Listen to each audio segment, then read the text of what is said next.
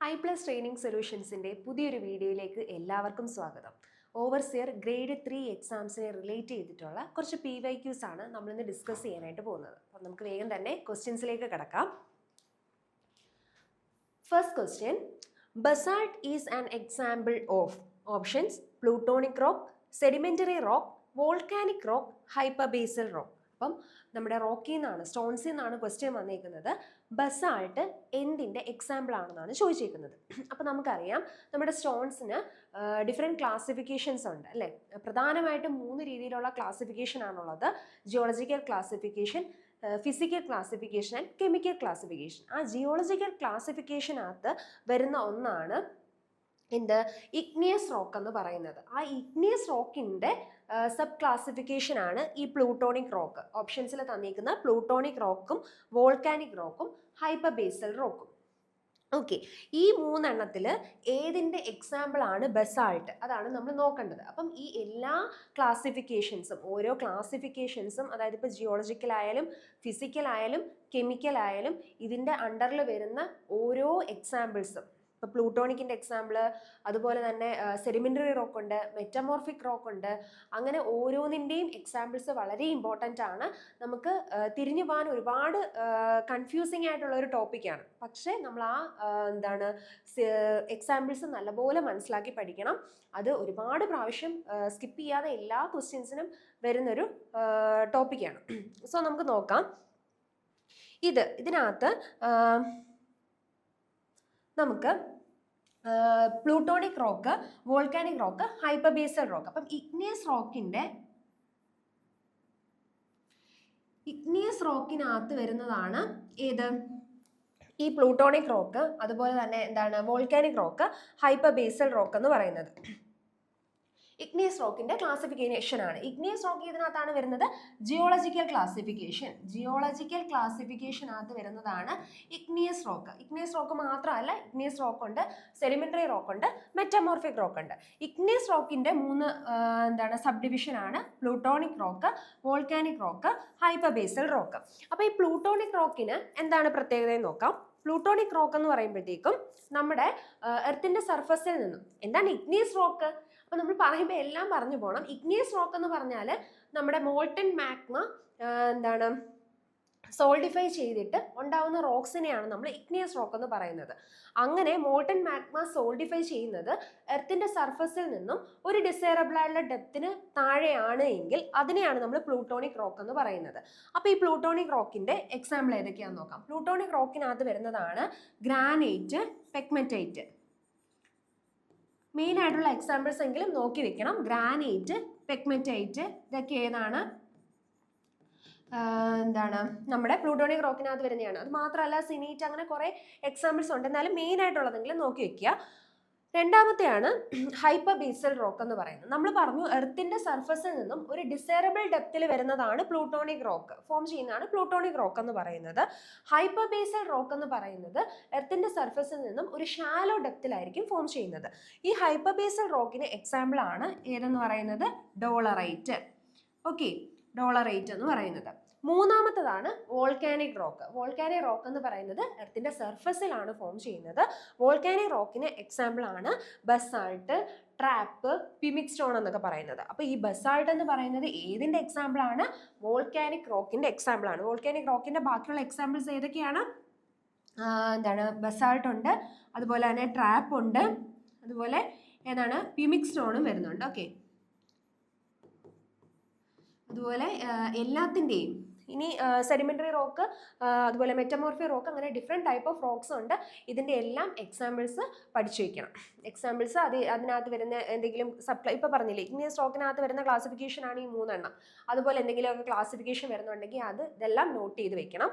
അപ്പോൾ നമ്മുടെ ക്വസ്റ്റ്യൻ എന്തായിരുന്നു, basalt is an example of. Basalt ഏതിൻ്റെ എക്സാമ്പിൾ ആണ്, ഇഗ്നിയസ് റോക്സിനകത്ത് വോൾക്കാനിക് റോക്കിൻ്റെ എക്സാമ്പിൾ ആണ് ബസാൾട്ട് എന്ന് പറയുന്നത്. Okay, next question, gneiss is formed from. അപ്പം ഇതും എന്താണ്, സ്റ്റോണിൽ നിന്ന് തന്നെ ചോദിച്ചിരിക്കുന്ന ഒരു ക്വസ്റ്റ്യൻ ആണ്. Gneiss is formed from options trap, granite, basalt, sandstone. അപ്പം നീസ് എന്തിൽ നിന്നാണ് ഫോം ചെയ്തിരിക്കുന്നത്? നമ്മൾ പറഞ്ഞു ജിയോളജിക്കൽ ക്ലാസിഫിക്കേഷനകത്ത് ഇഗ്നിയസ് റോക്ക് ഉണ്ട്, അതുപോലെ തന്നെ സെഡിമെന്ററി റോക്ക് ഉണ്ട്, മെറ്റമോർഫിക് റോക്ക് ഉണ്ട്.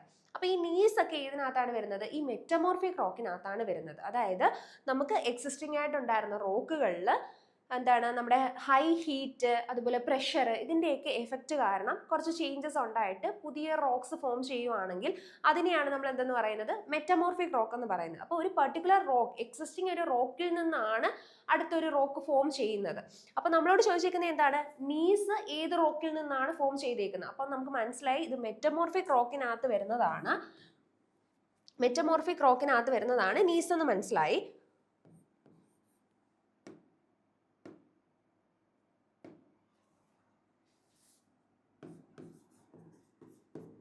മെറ്റമോർഫിക് റോക്കിന്റെ ക്ലാസിഫിക്കേഷനകത്ത് വരുന്നതാണ് നീസ്. ഇനി ഏത് റോക്കിൽ നിന്നാണ് നീസ് ഫോം ചെയ്തേക്കുന്നതെന്ന് നോക്കാം. ഏത് റോക്കിനകത്ത് ഹീറ്റിന്റെയും പ്രഷറിന്റെയും ഒക്കെ എഫക്റ്റ് വന്നിട്ടാണ് ഈ നീസ് ഫോം ചെയ്തേക്കുന്നതെന്ന് നമുക്ക് നോക്കാം.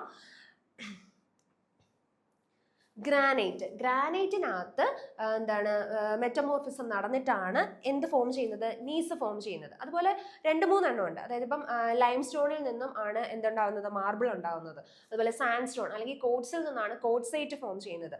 അതുപോലെ തന്നെ നമ്മുടെ മഡ് സ്റ്റോണിൽ നിന്ന് അല്ലെങ്കിൽ ഷെയിലിൽ നിന്നും സ്ലേറ്റ് ഫോം ചെയ്യുന്നു. അങ്ങനെ കുറച്ച് മെറ്റമോർഫിസം ഉണ്ട്. അതെല്ലാം നമ്മൾ നോട്ട് ചെയ്ത് വെക്കണം. ഇതിപ്പം നീസാണ് ചോദിച്ചെങ്കിൽ ഇപ്പം നാളെ മാർബിൾ ഏത് റോക്കിൽ നിന്നാണ് ഫോം ചെയ്യുന്നത് അങ്ങനെ ചോദിക്കാം. ഓക്കെ, അപ്പൊ അതും കൂടെ നമുക്ക് മനസ്സിലാക്കി വയ്ക്കാം. അപ്പം ഏതൊക്കെയാണ്? ലൈം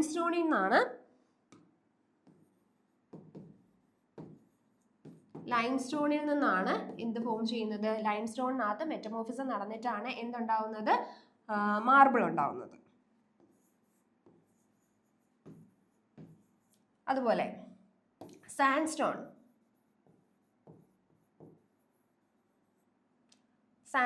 അല്ലെങ്കിൽ കോഡ്സ്.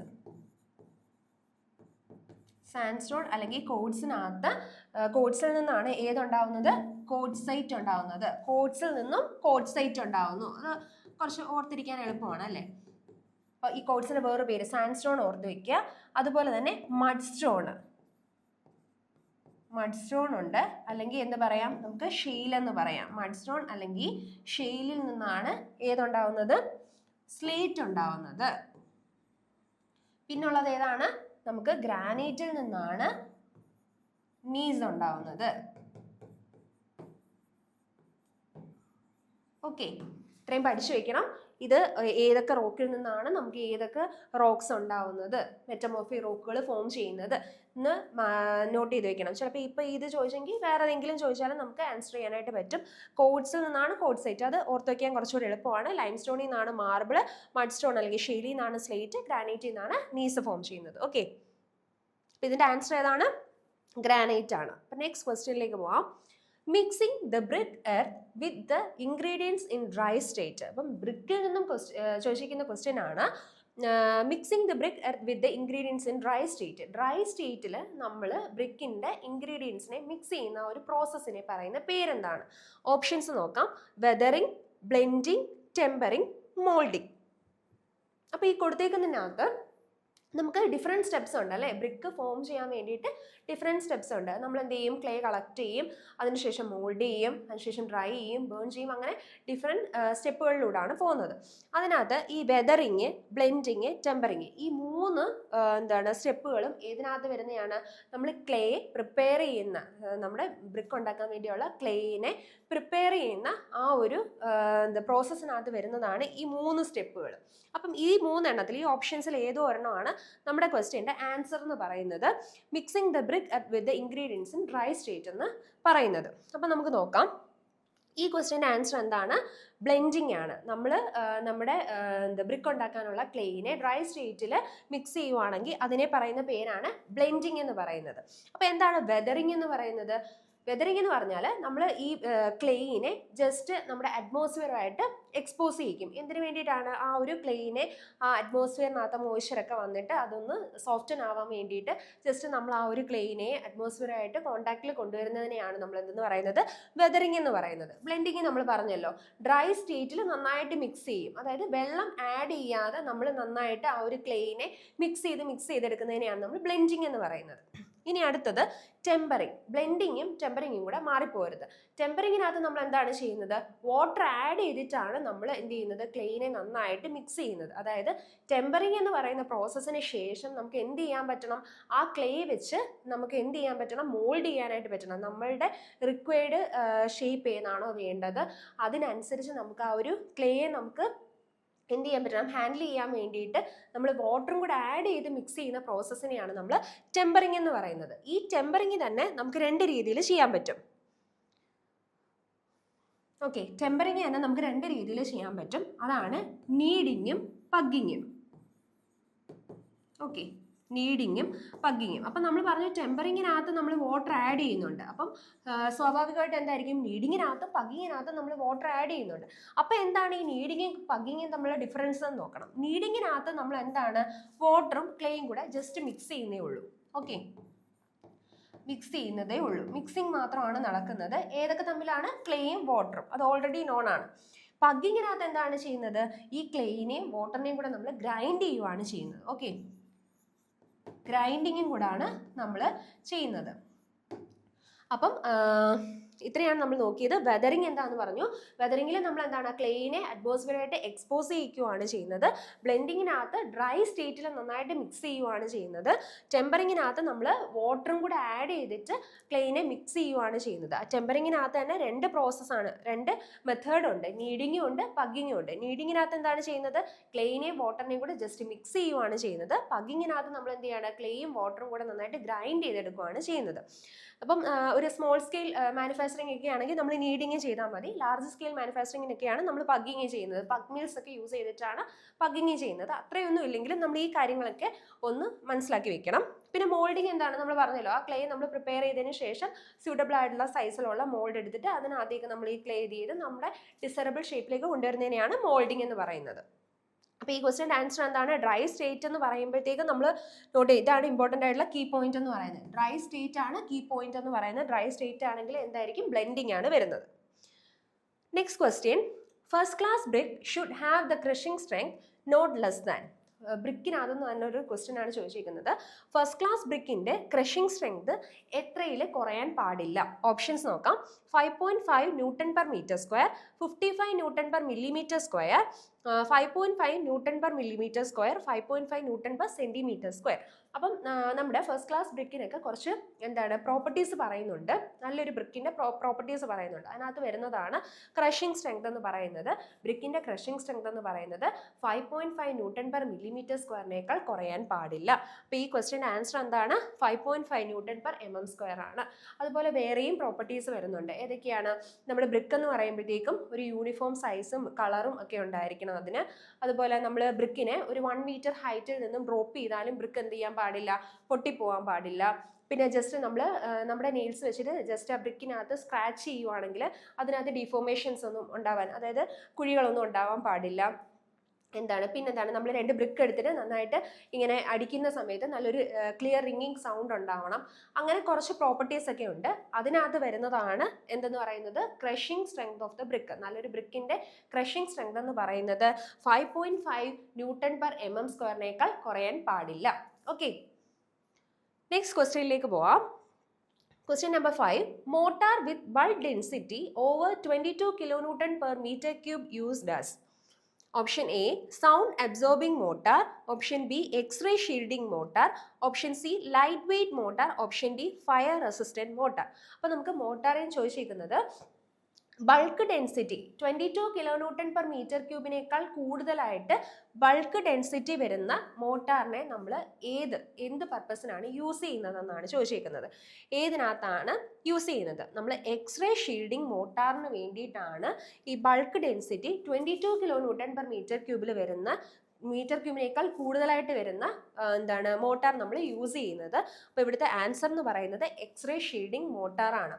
അപ്പം 22 കിലോന്യൂട്ടൺ പെർ മീറ്റർ ക്യൂബ് എന്നും വരാം.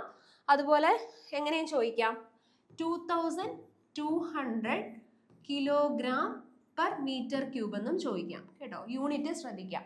22 കിലോന്യൂട്ടൺ പെർ മീറ്റർ ക്യൂബ് എന്നും ചോദിക്കാം, 2200 കിലോഗ്രാം പെർ മീറ്റർ ക്യൂബ് എന്നും ചോദിക്കാം. ഇത് രണ്ടും ചോദിച്ചാലും ആൻസർ വരുന്നത് എക്സ്റേ ഷീൽഡിംഗ് മോട്ടാറാണ്.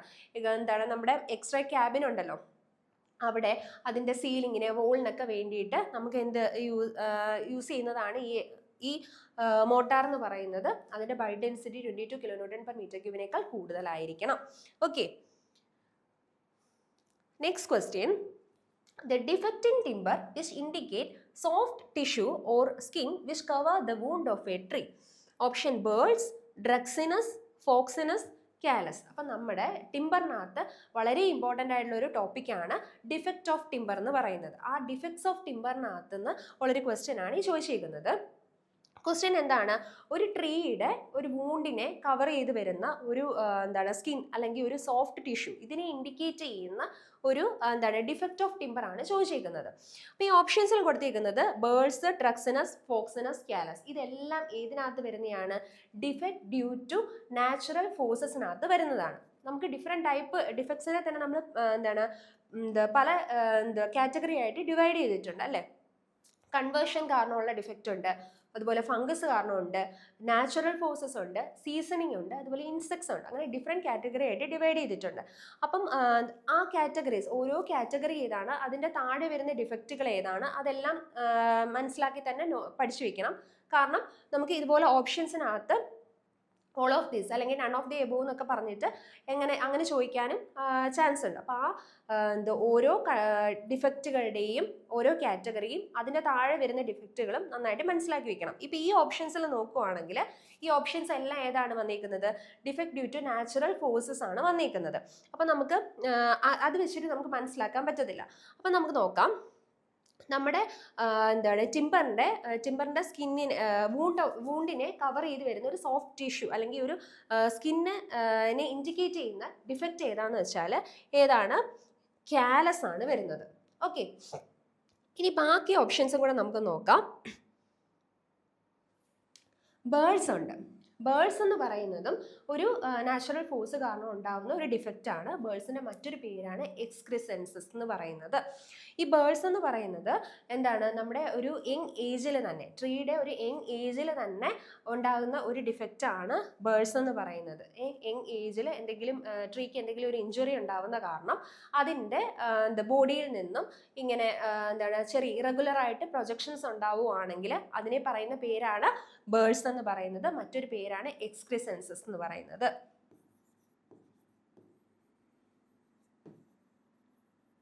ഓക്കെ, രണ്ടാമത്തെയാണ് ഡ്രക്സിനസ് എന്ന് പറയുന്നത്. ഡ്രക്സിനസ് എന്ന് പറഞ്ഞാൽ എന്താണ്? നമ്മുടെ ടിമ്പറിൻ്റെ സർഫസിലായിട്ട് എന്തെങ്കിലും വൈറ്റ് ഡീക്കേ സ്പോട്ട്സ് ഉണ്ടാവുകയാണെങ്കിൽ അതിനെയാണ് നമ്മൾ എന്തെന്ന് പറയുന്നത്? ഡ്രക്സിനസ് എന്ന് പറയുന്നത്. ഇൻഡിക്കേറ്റ് ചെയ്യുന്ന എന്താണ്? ഒരു വൈറ്റ് ഡീക്കേ സ്പോട്ടാണ് ഇൻഡിക്കേറ്റ് ചെയ്യുന്നത്. വൈറ്റ് ഡീക്കേ സ്പോട്ടാണ് ഇൻഡിക്കേറ്റ് ചെയ്യുന്നത്. ഇനി എന്താണ്? ഫോക്സിനസ് ആണ്. ഫോക്സിനസ് എന്ന് പറഞ്ഞിട്ടുണ്ടെങ്കിൽ പ്രോപ്പറായിട്ട് വെന്റിലേഷൻ കിട്ടാത്തത് കാരണം അല്ലെങ്കിൽ ഓവർ മെച്യൂരിറ്റി, മാർഷി സോയിലിനകത്തൊക്കെ ടിമ്പറിൽ നിന്ന് ഓവർ മെച്യൂരിറ്റി ആവുന്ന കാരണമൊക്കെ ഉണ്ടാവുന്ന ഒരു ഡിഫക്റ്റ് ആണ് ഫോക്സിനസ് എന്ന് പറയുന്നത്. പ്രധാനമായിട്ടും വരുന്നത് ഏതാണ്? Improper ventilation. നമ്മൾ ടിമ്പറിനെ സീസണിങ് ഒക്കെ ചെയ്യുന്ന സമയത്ത് നല്ല രീതിയിൽ അല്ലെങ്കിൽ സ്റ്റോർ ചെയ്യുന്ന സമയത്ത് നല്ല രീതിയിൽ ഇതിന് വെന്റിലേഷൻ കിട്ടിയില്ല എങ്കിൽ അന്നേരം ഉണ്ടാവുന്ന ഡിഫക്റ്റ് ആണ് എന്തെന്ന് പറയുന്നത്? ഫോക്സിനസ് എന്ന് പറയുന്നത്. പിന്നെ നമ്മൾ കാലസ് പറഞ്ഞല്ലോ, ഒരു ടിമ്പറിനകത്തൊരു വൂണ്ടിനെ കവർ ചെയ്തൊരു സോഫ്റ്റ് ടിഷ്യൂ പോലെ വരുവാണെങ്കിൽ ആ ഒരു ഡിഫക്റ്റിനെ ഇൻഡിക്കേറ്റ് ചെയ്യുന്നതാണ് ഏതെന്ന് പറയുന്നത്? കാലസ് എന്ന് പറയുന്നത്. ഇതെല്ലാം ഏതിനകത്ത് വരുന്നതാണ്? ഡിഫക്റ്റ് ഡ്യൂ ടു നാച്ചുറൽ ഫോഴ്സസിനകത്ത് വരുന്നതാണ്. Okay, next question. The thin layer of sap between sapwood and inner bark is known as. Options: cambium layer, medulla, hardwood, medullary rays. അപ്പോൾ ഇതും ഏതിനകത്ത് വരുന്നതാണ്? ടിമ്പറിനകത്ത് വരുന്നതാണ്. എന്താ ചോദിച്ചേക്കുന്നത്? Thin layer of sap between sapwood and inner bark is known as. സാപ്പിൻ്റെയും അതുപോലെ തന്നെ ഇന്നർ ബാർക്കിൻ്റെയും ഇടയ്ക്ക് വരുന്ന ഒരു തിൻ ലെയർ ഓഫ് സാപ്പിനെ എന്താണ് പറയുന്നത്? അപ്പോൾ നമുക്ക് തന്നിരിക്കുന്ന കേമ്പിയം ലെയർ ഉണ്ട്, മെഡുല്ല ഉണ്ട്, ഹാർഡ്വുഡ് ഉണ്ട്, മെഡുലറി റേസ് ഉണ്ട്. അപ്പം നമുക്ക് ജസ്റ്റ് ഇതിൻ്റെ സ്ട്രക്ചർ ഒന്ന് നോക്കാം. ഇതിൻ്റെ ആൻസർ എന്ന് പറയുന്നത് കേമ്പിയം ലെയർ ആണ്. അപ്പം നമുക്ക് നോക്കാം. ഇതാണ് ഒരു ടിമ്പറിൻ്റെ മാക്രോ സ്ട്രക്ചർ എന്ന് പറയുന്നത്. ഓക്കെ, ടിമ്പറിൻ്റെ മാക്രോ സ്ട്രക്ചർ ആണ് ഈ കാണിച്ചേക്കുന്നത്. അതിനകത്ത് ഈ പോർഷൻ എന്ന് പറയുന്നത് ഒരു കോർ ഓഫ് ദ ട്രീ ആണ്. ഓക്കെ, അതാണ് ഇന്നർ പോർഷൻ എന്ന് പറയുന്നത്. ഈ മാക്രോ സ്ട്രക്ചറിൻ്റെ ഏറ്റവും ഇന്നർ പോർഷൻ അല്ലെങ്കിൽ കോർ എന്ന് പറയുന്നതാണ് ഇത്. ഇതിൻ്റെ പേരാണ് പിത്ത്. ഓക്കെ, ഇതാണ് പിത്ത് എന്ന് പറയുന്നത്. പിത്തിന്റെ വേറൊരു പേര്, ഇതിനെല്ലാം അതർ നെയിംസ് ഉണ്ട്, അതർ നെയിംസ് എല്ലാം ഇമ്പോർട്ടൻ്റ് ആണ്. പിത്തിന്റെ വേറൊരു പേരാണ് മെഡുല്ല. മെഡുല്ല. അപ്പൊ ഈ പിത്തിനെ ചുറ്റി ചുറ്റി ഒരു റിങ്സ് വരുന്നുണ്ട്. ആ റിങ്സിന്റെ പേരാണ് ആനുലാർ റിങ്സ് എന്ന് പറയുന്നത്. ഈ പിത്തിനോട് ചേർന്ന് വരുന്ന ആനുലാർ റിങ്സിനെ പറയുന്ന പേരാണ് ഹേർഡ്വുഡ്. ഓക്കെ, ഹേർഡ്വുഡിന്റെ വേറൊരു പേരാണ് ഡ്യൂറമൻ. ഇനി ഈ ഹേർഡ്വുഡിനെ ചുറ്റി വരുന്ന ആനുലാർ റിങ്സിനെ പറയുന്ന പേരാണ് സാപ്വുഡ്. ഓക്കെ, പിത്തിനെ ചുറ്റി ഹേർഡ്വുഡ് ഉണ്ട്, ഹേർഡ്വുഡിനെ ചുറ്റിയിട്ട് സാപ്വുഡ് ഉണ്ട്. സാപ്വുഡിന് വേറൊരു പേരുണ്ട്, അതിന്റെ പേരാണ് അൽബേർണം. അതിനുശേഷം വരുന്നതാണ് ഈ ഒരു ലെയറിനെയാണ് നമ്മൾ എന്തെന്ന് പറയുന്നത്, കേംബിയം ലെയർ. അതായിരുന്നു നമ്മുടെ ക്വസ്റ്റ്യൻ എന്ന് പറയുന്നത്. ഇത് സാപ്പ് ആണ്, സാപ്വുഡ് ആണ്, സാപ്വുഡ് ഉണ്ട്. ഇതെന്ന് പറയുന്നത് എന്താണ്, ഒരു ഇന്നർ ബാർക്ക് ഉണ്ട്. ഓക്കെ, പുറത്തുനിന്ന് നമ്മൾ കാണുന്ന എന്താണ്, ഔട്ടർ ബാർക്കാണ് ഇത്. ഈ ഔട്ടർ ബാർക്കിന്റെ വേറൊരു പേരാണ് കോർട്ടെക്സ് എന്ന് പറയുന്നത്. കോർട്ടെക്സ്. അപ്പൊ ഇത് ഔട്ടർ ബാർക്ക് ആണെങ്കിൽ ഇതാണ് ഇതിന്റെ ഇന്നർ ബാർക്ക് എന്ന് പറയുന്നത്. ഇതാണ് ഇതിന്റെ സാപ്വുഡ് എന്ന് പറയുന്നത്. ഇതിന്റെ ഇടയ്ക്കുള്ള ലെയർ ഓഫ് സാപ്പിനെ പറയുന്ന പേരാണ് കേംബിയം ലെയർ. ഇതായിരുന്നു നമ്മുടെ ക്വസ്റ്റ്യൻ. ഓക്കെ, അതിനുശേഷം ഇനി നമുക്ക് പറയാനുള്ളത് ഈ പോകുന്ന റേസിനെ പറയുന്ന പേരാണ് എന്തെന്ന് പറയുന്നത്, മെഡുലറി റേസ്. മെഡുലറി റേസിനെ നമുക്ക് വേറൊരു പേരുണ്ട്, പിത്ത് റേസ് എന്നും പറയാം. ഓക്കെ, പിത്ത് റേസ് അല്ലെങ്കിൽ എന്താണ്, വാസ്കുലാർ റേസ് എന്നും പറയാം. പിത്ത് റേസ് അല്ലെങ്കിൽ വാസ്കുലാർ റേസ് എന്നും പറയാൻ പറ്റും. ഓക്കെ, അപ്പം മാക്രോ സ്ട്രക്ചറാണ്, നമുക്ക് നേക്കഡ് ഐ കൊണ്ട് കാണാൻ പറ്റുന്ന ട്രീയുടെ ഒരു സ്ട്രക്ചറാണ് ഈ കാണിച്ചിരിക്കുന്നത്. അതിനകത്ത് ട്രീയുടെ ഇന്നർ പോർഷനെ പറയുന്നത്, ഏറ്റവും ഇന്നർ പോർഷനിലെ കോർ ഓഫ് ദി ട്രീ എന്ന് പറയുന്നതാണ് പിത്ത് അല്ലെങ്കിൽ മെഡുല്ല എന്ന് പറയുന്നത്. ആ പിത്തിനെ സറൗണ്ട് ചെയ്ത് വരുന്ന ആനുലാർ റിങ്സ് ആണ് ഹേർഡ്വുഡ് അല്ലെങ്കിൽ ഡ്യൂറമൻ എന്ന് പറയുന്നത്. അതിനെ ചുറ്റി വരുന്ന ഹാർഡ്വുഡിനെ ചുറ്റി വരുന്ന ആനുലാർ റിങ്സിനെയാണ് നമ്മൾ സാപ്വുഡ് അല്ലെങ്കിൽ അൽബേർണം എന്ന് പറയുന്നത്. അതിനുശേഷം ഇന്നർ കോറിന്റെയും സാപ്വുഡിന്റെയും ഇടയ്ക്കായിട്ട് വരുന്ന ലെയർ ഓഫ് സാപ്പിനെയാണ് നമ്മൾ കേംബിയം ലെയർ എന്ന് പറഞ്ഞത്.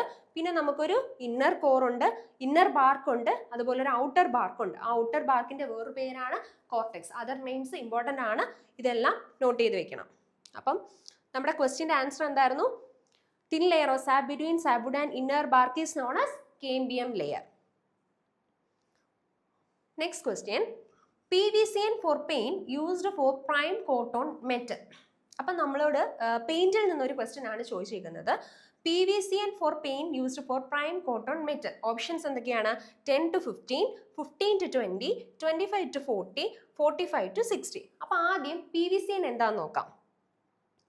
PVCN എന്ന് പറയുന്നത് pigment volume concentration number. Pigment volume concentration നമ്പറിനെയാണ് എന്തെന്ന് പറയുന്നത്, PVCN എന്ന് പറയുന്നത്. ഈ PVCN നമ്പർ എന്തിനാണ് പ്രൊവൈഡ് ചെയ്യുന്നത്, ഈ PVCN നമ്പർ വെച്ചിട്ടാണ് നമുക്ക് പെയിന്റിന്റെ ഗ്ലോസിനെസ്സിനെ നമ്മൾ വിലയിരുത്തുന്നത്. അതായത് PVCN നമ്പർ കൂടുന്നതിനനുസരിച്ച് പെയിന്റിന് എന്തായിരിക്കും, ഗ്ലോസിനെസ് കുറവായിരിക്കും. ഓക്കെ, അപ്പം അതിന് വേണ്ടിയിട്ടാണ് PVCN നമ്പർ പ്രൊവൈഡ് ചെയ്യുന്നത്. ഇവിടെ ചോദിച്ചിരിക്കുന്നത് പ്രൈം കോട്ട് ഓൺ മെറ്റൽ. മെറ്റൽസിനകത്തൊക്കെ നമ്മൾ പ്രൈം കോട്ടായിട്ട് കൊടുക്കുന്നതിൻ്റെ PVCN നമ്പർ എത്രയാണെന്നാണ് ചോദിച്ചിരിക്കുന്നത്. അപ്പം പ്രൈം കോട്ടായിട്ട് മെറ്റൽ കൊടുക്കണം എന്നുണ്ടെങ്കിൽ PVCN നമ്പർ എന്തായിരിക്കണം, കുറവായിരിക്കണം. കാരണം അതിന് ഗ്ലോസിനെസ് കൂടുതലായിരിക്കണം. അപ്പോൾ അതിൻ്റെ വാല്യൂ എന്ന് പറയുന്നത് എത്രയാണ്, 25 to 40 ആണ്. അപ്പം ഈ ക്വസ്റ്റ്യൻ ആൻസർ എത്രയാണ്, 25 to 40 ആണ്. ഇതുപോലെ കുറച്ച് വാല്യൂസും കൂടെ ഉണ്ട്, അതും കൂടെ നോട്ട് ചെയ്ത് വെക്കണം. ഇതിപ്പോൾ പ്രൈം കോട്ടൺ മെറ്റലിനകത്തെ വാല്യൂ ആണ് 25 to 40 എന്ന് പറയുന്നത്.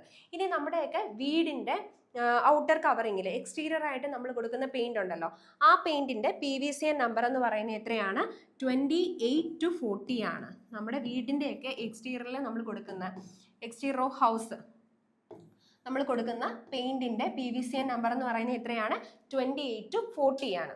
അതുപോലെ നമ്മൾ വുഡിനകത്തൊക്കെ കൊടുക്കുന്ന, വുഡ് സർഫസിലൊക്കെ കൊടുക്കുന്ന പെയിന്റിന്റെ PVCN നമ്പർ എന്ന് പറയുന്നത് 30 to 40 ആണ്. 35 to 40 ആണ്.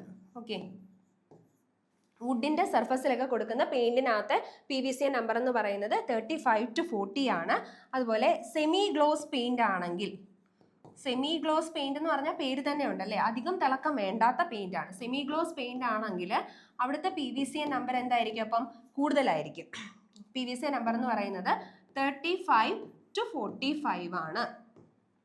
ഇനിയുള്ളത് ഫെയിന്റ് ആയിട്ടുള്ള പെയിന്റ്. ഫെയിന്റ് പെയിന്റ് എന്ന് പറയുന്നത് എന്തായിരിക്കും, തീരെ ഗ്ലോസിനെസ് ഇല്ല. അപ്പൊ അതിന് PVCA നമ്പർ എത്രയായിരിക്കും, വളരെ കൂടുതലായിരിക്കും.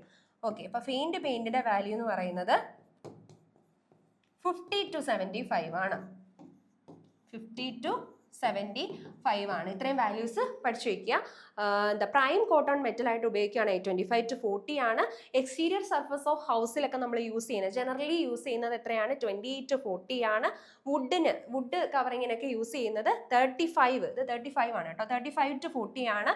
അതുപോലെ സെമി ഗ്ലോസ് പെയിന്റ് ആണെങ്കിൽ അവിടെ ഉപയോഗിക്കുന്നത് 35 to 45 ആണ്. ഫെയിന്റ് പെയിന്റ് എന്ന് പറഞ്ഞാൽ തീരെ ഗ്ലോസിനെസ് ഇല്ല, അങ്ങനെയുള്ള പെയിന്റിൽ ഉപയോഗിക്കുന്നത് 50 to 75 ആണ്. പിന്നെ PVCA ഫുൾ ഫോം എന്താണ്, പിഗ്മെന്റ് വോളിയം കോൺസെൻട്രേഷൻ നമ്പർ ആണ്. PVCA കൂടുന്നതിനനുസരിച്ച് ഗ്ലോസിനെസ് കുറവായിരിക്കും. Next question, a course of stone masonry provided immediately above the cornice is called blocking course, coping, parapet, frieze. അപ്പം നമ്മൾ ഒരു നമ്മളോട് ചോദിച്ചിരിക്കുന്നത് സ്റ്റോൺ മേസണറി എന്നുള്ളൊരു ക്വസ്റ്റ്യൻ ആണ്. സ്റ്റോൺ മേസറിക്കകത്ത് കോർണിസിന് തൊട്ട് മുകളിൽ കൊടുക്കുന്ന കോഴ്സ് ഓഫ് സ്റ്റോണിന്റെ പേരെന്താണെന്നാണ് ചോദിച്ചിരിക്കുന്നത്. Blocking course, coping, parapet, frieze. അപ്പം നമുക്ക് ആദ്യം തന്നെ എന്താണ് കോർണിസ് എന്ന് നോക്കാം. കോർണിസ് എന്താണ്, നമ്മൾ ഓർണമെന്റൽ ആയിട്ട് കൊടുക്കുന്ന ഒരു കോഴ്സ് ഓഫ് സ്റ്റോൺ ആണ് കോർണിസ് എന്ന് പറയുന്നത്. അതായത് നമ്മുടെ വോളും സീലിംഗും കൂടെ ചേരുന്ന ഭാഗത്ത് ഒക്കെ നമ്മൾ ഓർണമെന്റൽ ആയിട്ട് കൊടുക്കുന്ന ഒരു കോഴ്സ് ഓഫ് സ്റ്റോണിനെയാണ് നമ്മൾ എന്തെന്ന് പറയുന്നത്, കോർണിസ് എന്ന് പറയുന്നത്. അപ്പൊ ആ കോർണിസിന് മുകളിലായിട്ട് ഒരു കോഴ്സ് ഓഫ് സ്റ്റോൺ നമ്മൾ കൊടുക്കും. എന്തിനു വേണ്ടിയിട്ടാണ്, ഈ കോർണിസിനെ സപ്പോർട്ട് ചെയ്യാൻ വേണ്ടി, അല്ലെങ്കിൽ കോർണിസ് ഓവർടേൺ ചെയ്യുന്നതിനെ പ്രിവെന്റ് ചെയ്യാൻ വേണ്ടിയിട്ട് അങ്ങനെ കൊടുക്കുന്ന കോഴ്സ് ഓഫ് സ്റ്റോണിന്റെ പേരാണ് എന്ത്, ബ്ലോക്കിംഗ് കോഴ്സ് എന്ന് പറയുന്നത്. മുകളിൽ മാത്രമല്ല താഴെ നമ്മളൊരു കോഴ്സ് ഓഫ് സ്റ്റോൺ കൊടുക്കാറുണ്ട്, അതിനെയാണ് എന്തെന്ന് പറയുന്നത്, ഫ്രീസ് എന്ന് പറയുന്നത്. ഇവിടെ ചോദിച്ചിരിക്കുന്നത് എബോവ് ദ കോർണിസ് ആണ്, അപ്പൊ അത് ബ്ലോക്കിംഗ് കോഴ്സ് ആണ്. ഇനി ബിലോ ദ കോർണിസ് എന്ന് ചോദിച്ചെങ്കിൽ എന്താണ്, ഫ്രീസ് ആണ്. പിന്നെ കോപ്പിംഗ് ഉണ്ട്. ഈ കോർണിസ്, കോപ്പിംഗ്, കോർബൽ ഈ 3 ടേംസും മാറി മാറി ചോദിക്കാറുണ്ട്, വളരെ കൺഫ്യൂസിങ്ങും ആണ്, നന്നായിട്ട് പഠിച്ചു വയ്ക്കുക. കോപ്പിംഗ് എന്ന് പറഞ്ഞിട്ടുണ്ടെങ്കിൽ എന്താണ്, നമ്മൾ കൊടുക്കുന്ന ഒരു കോഴ്സ് ഓഫ് സ്റ്റോൺ തന്നെയാണ്. എന്തിനു വേണ്ടിയിട്ടാണ്, നമ്മുടെ വോളിനകത്തൊക്കെ എന്താണ് റെയിൻ വാട്ടർ ഒക്കെ വന്ന് വീഴുന്നതിനെ പ്രൊട്ടക്ട് ചെയ്യാൻ വേണ്ടിയിട്ട്, അതിൽ നിന്നും വോളിനെ പ്രൊട്ടക്ട് ചെയ്യാൻ വേണ്ടിയിട്ട് നമ്മൾ കൊടുക്കുന്ന ഒരു കോഴ്സ് ഓഫ് സ്റ്റോൺ ആണ് എന്തെന്ന് പറയുന്നത്, കോപ്പിംഗ്. അപ്പോൾ ഈ ക്വസ്റ്റ്യൻ ആൻസർ എന്താണ്, ബ്ലോക്കിംഗ് കോഴ്സ് ആണ്. Okay, last question, the most suitable lintel for span exceeding 2 meters and carrying heavy load is stone lintel, timber lintel, reinforced concrete lintel, brick lintel. അപ്പോൾ ലിൻറ്റൽ എന്നുള്ളൊരു question ആണ്. നമ്മുടെ span 2 മീറ്ററിൽ കൂടുതലാണ്, അതുപോലെ heavy ലോഡും ആണ് വരുന്നതെങ്കിൽ അവിടെ നമ്മൾ യൂസ് ചെയ്യുന്ന ലിൻഡൽ ഏതാണെന്നാണ് ചോദിച്ചിരിക്കുന്നത്. ലിൻഡൽ എന്തിനാണ് പ്രൊവൈഡ് ചെയ്യുന്നത്, നമ്മുടെ ഡോറിൻ്റെയും വിൻഡോയുടെയും ഒക്കെ മുകളിലായിട്ട് അതിൻ്റെ മുകളിൽ നിന്നും വരുന്ന ലോഡിനെ ക്യാരി ചെയ്യാൻ വേണ്ടിയിട്ട് നമ്മൾ കൊടുക്കുന്ന ഒരു ഹൊറിസോണ്ടൽ മെമ്പർ ആണ് ലിൻഡൽ എന്ന് പറയുന്നത്. ആ ലിൻഡലിനകത്ത് തന്നെ ഡിഫറെൻറ്റ് ടൈപ്പ് ഓഫ് ലിൻഡൽസ് ആണ് ഈ കൊടുത്തിരിക്കുന്നത്. ഈ ഓപ്ഷനിൽ വരുന്നേക്കുന്ന എല്ലാം ഡിഫറെൻറ്റ് ടൈപ്പ് ഓഫ് ലിൻഡലാണ്. അതിൽ സ്പാൻ 2 മീറ്ററിൽ കൂടുതലുമാണ്, ഹെവി ലോഡിനെയാണ് ക്യാരി ചെയ്യുന്നതെങ്കിൽ നമ്മൾ പ്രൊവൈഡ് ചെയ്യുന്ന ലിൻഡൽ ഏതാണ്, റെയിൻഫോഴ്സ്ഡ് കോൺക്രീറ്റ് ലിൻഡൽ ആണ്. ഒരു കാര്യം കൂടെ നോട്ട് ചെയ്യുക, സ്പാൻ 1 മീറ്ററിൽ താഴെയാണ്, ലൈറ്റ് ആയിട്ടുള്ള ലോഡാണ് വരുന്നതെങ്കിൽ അവിടെ നമ്മൾ ഏതായിരിക്കും യൂസ് ചെയ്യുന്നത്, ബ്രിക്ക് ലിൻഡലാണ് യൂസ് ചെയ്യുന്നത്. സ്പാൻ 2 മീറ്ററിൽ കൂടുതലാണ്, അതുപോലെ ഹെവി ലോഡും വരുവാണെങ്കിൽ നമ്മൾ റെയിൻഫോഴ്സ്ഡ് കോൺക്രീറ്റ് ലിൻഡലാണ് യൂസ് ചെയ്യുന്നത്. അപ്പം ക്വസ്റ്റ്യൻസ് എല്ലാം നിങ്ങൾക്ക് ഡിസ്കഷൻ ഹെൽപ്ഫുൾ ആയെന്ന് ഞാൻ വിചാരിക്കുന്നു. ഇനി ബാക്കി ക്വസ്റ്റ്യൻസുമായിട്ട് നമുക്ക് അടുത്തൊരു വീഡിയോയിൽ കാണാം. താങ്ക്